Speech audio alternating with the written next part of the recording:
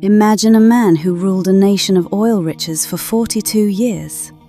A man who dreamed of uniting Africa under one flag, one currency, and one voice powerful enough to rival the West itself.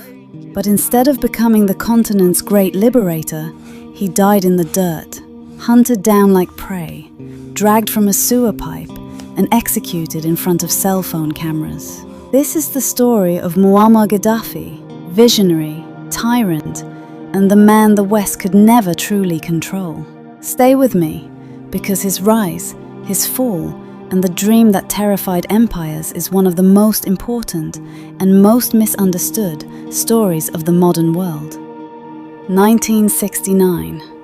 Libya, under King Idris, is little more than a poor desert kingdom where foreign oil companies take nearly everything, while Libyans live in poverty.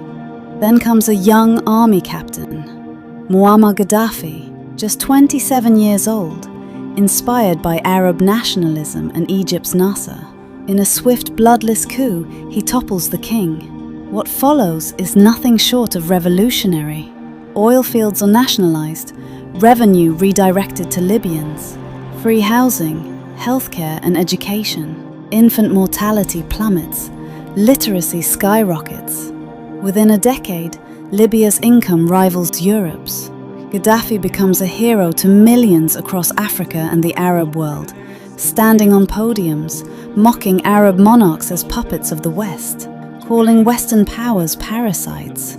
To the poor and the colonized, he's a champion. But behind the vision is the iron fist. His Jamahiriya, the so-called state of the masses, is a facade. Real power belongs only to him. Dissidents vanish into prisons. Torture silences critics.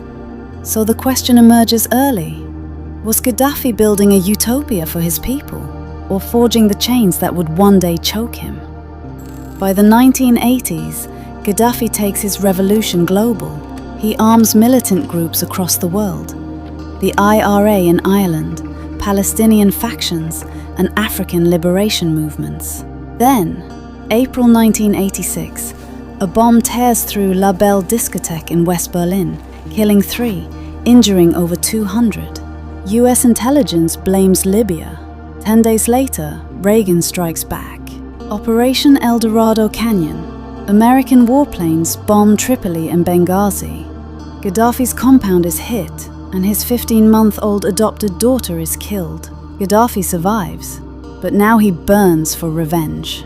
He escalates his support for the IRA, a direct strike against Britain for allowing US jets to use its bases in the attack. Soon, disasters follow. 1988, Pan Am Flight 103 explodes over Lockerbie, Scotland. 270 dead.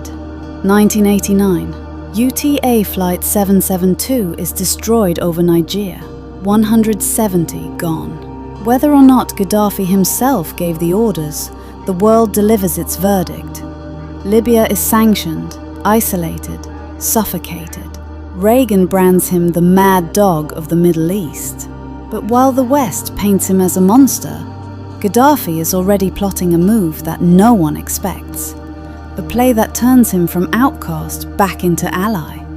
2003, US forces invade Iraq. Saddam Hussein is captured and executed. Gaddafi knows he could be next, so he makes a shocking move. He accepts responsibility for Lockerbie, not guilt, but responsibility, and pays $2.7 billion in compensation. The gamble works. Sanctions vanish. Billions in frozen assets return. World leaders rush in. Tony Blair shakes his hand in a desert tent. Sarkozy hosts him in Paris. Even Washington hails Libya as a model of cooperation. Gaddafi dismantles his weapons of mass destruction programs, hands over nuclear parts, and signs oil contracts worth billions. For a moment, the West embraces him, but behind the handshakes, he dreams of something bigger and far more dangerous to the world order. Gaddafi's grand vision isn't just Libya's survival, it's Africa's independence.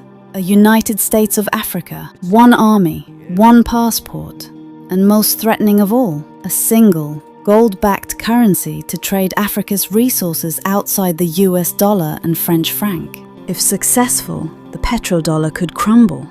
France's grip on its former colonies could collapse, and Gaddafi would stand as the architect of a new African superpower. To Western capitals, this was more than radical, it was dangerous. But they didn't have to strike yet, because history handed them the perfect storm. 2011, the Arab Spring ignites across North Africa. In Libya, protests swell in Benghazi. Gaddafi responds with tanks, jets, and fury, vowing to cleanse the country house by house. Civilians die by the hundreds. The UN approves a no-fly zone. But NATO doesn't stop there.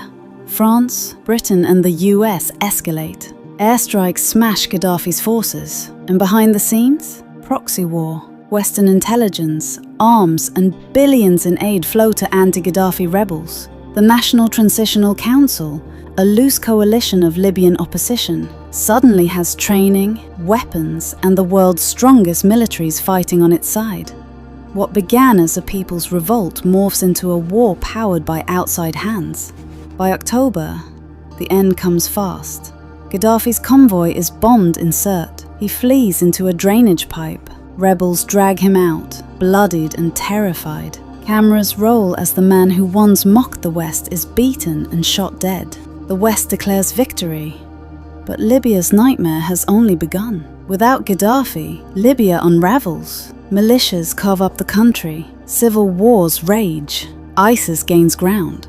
By 2017, human beings are being sold in open-air slave markets. The economy collapses. GDP per capita slashed in half. Millions suffer. And so the question lingers, was this ever really about protecting civilians?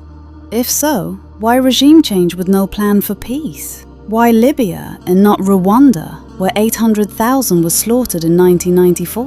Why not Syria, where atrocities continue without full-scale intervention? The truth is hard to ignore. Libya had what the world wanted: oil, location, and leverage. And once Gaddafi's African dream threatened those interests, his fate may have been sealed. So who was Gaddafi? A tyrant who ruled through fear? A visionary who dared to imagine a free Africa? Or simply a man too bold for the empire's game? His death was not just the fall of a dictator, it was the silencing of a dream. And now the question is yours. Was his end justice, or just another empire's dirty secret? Sound off in the comments, because in the story of Gaddafi, the line between villain and victim is thinner than history wants you to believe. If you found this video educating or entertaining, kindly leave a like and hit the subscribe button. Also, leave your thoughts in the comments. That'll help us make better videos and know what history content you'd like to see next.